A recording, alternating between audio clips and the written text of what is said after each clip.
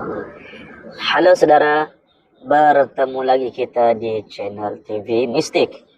Di video kali ini kita akan membahas berkenaan tentang pokok bidara.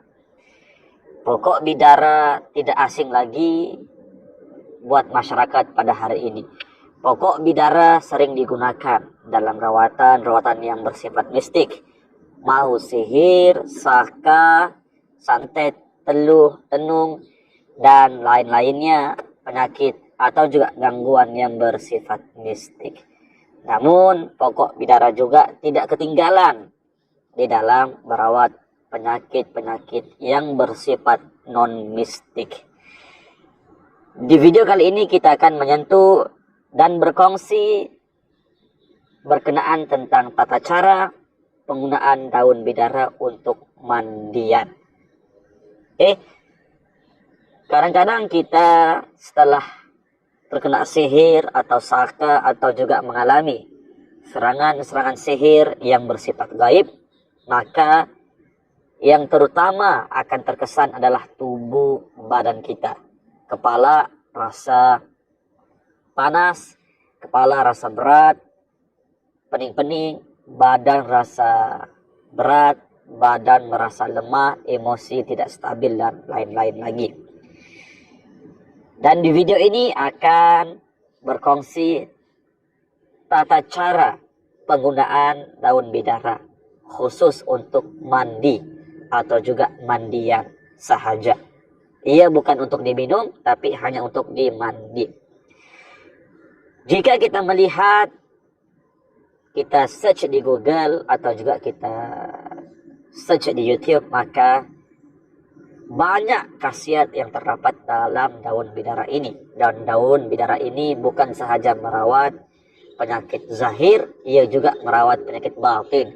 Daun bidara juga bukan sahaja merawat penyakit yang bersifat mistik, tapi daun bidara juga mampu mengatasi penyakit yang non-mistik.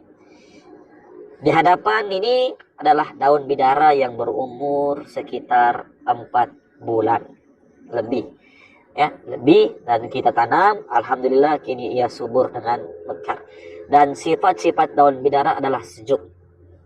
Sifatnya sejuk dan ianya berduri. Dan daun bidara mampu menangkis aura-aura jahat di sekitar rumah, dan ianya berlaku atas izin Allah Ta'ala. Baiklah saudara, untuk tata cara mandi daun bidara sangatlah mudah. Kita hanya mempersiapkan daun bidara sebanyak 21 lembar, 21 lembar yang telah dipetik langsung daripada pokoknya. 21 lembar seperti ini.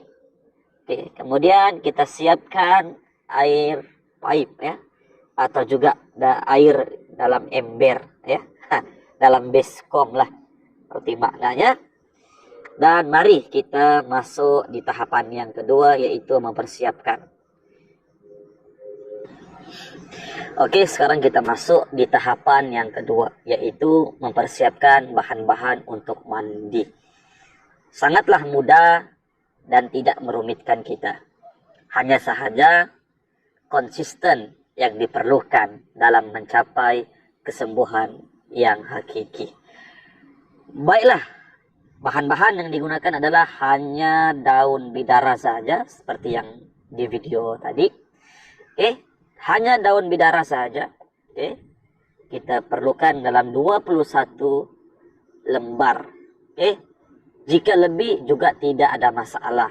Hanya saja kita menggunakan angka yang ganjil, 7, 21, dan seterusnya.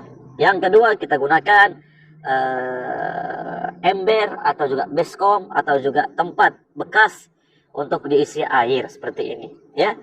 Ini hanya sebagai contoh saja. Sebagai contoh saja, diikutkan kita menggunakan baldi atau baskom yang besar, untuk mandi. Kalau hanya setakat bekas seperti ini, tidaklah basah jika kita mandi. Lalu step yang seterusnya kita masukkan kita masukkan air, kita masukkan daun-daun ini ke dalam air. Oke, masukkan. Oke, kita masukkan air ini dalam, masukkan daun bidara ini ke dalam air ya. Oke. Oke, lalu kita ambil seperti ini. Oke, kita ambil seperti ini. Kita ambil, baik. Lalu kita lumatkan, ya. Kita hancur-hancurkan ya. Oke, seperti ini. Oke. Kita hancurkan.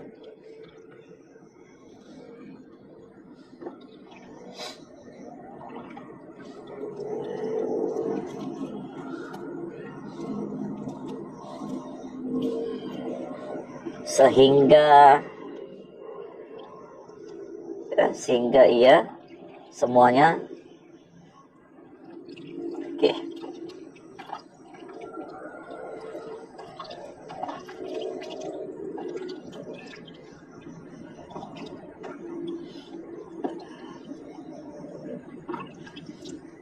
Oke. Dan setelah seperti ini sudah siap untuk kita mandi, saudara. Oke, sudah siap untuk kita mandi. Sebelum mandi, saudara, sebelum mandi daun bidara sebaiknya kita mandi bersih terlebih dahulu. Makna mandi bersih itu ialah kita bersempo, berus gigi, ya, pakai sabun dan lain-lainnya. Dan mandian daun bidara ini kita gunakan pada bilasan yang kedua. Maknanya dalam ukuran seperti ini kita akan tambah lagi ya dalam tempat yang berisi air, baskom ataupun baldi yang mampu kita buat bilasan ya.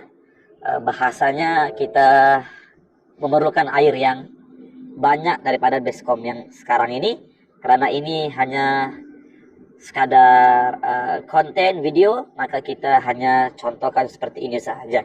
Dan inilah tata cara untuk mandi daun bidara yang asli, tanpa campuran, saudara. Tanpa campuran apapun, ianya murni memang daripada daun bidara itu sendiri, tanpa ada campuran pewangi, tanpa ada campuran apapun ya. Kaidah kedua untuk menghancurkan daun ini adalah menggunakan blender. Oke, cara yang kedua adalah menggunakan blend. Juga boleh kita hanya ambil airnya sahaja dan ampasnya kita asingkan. Ini pun demikian.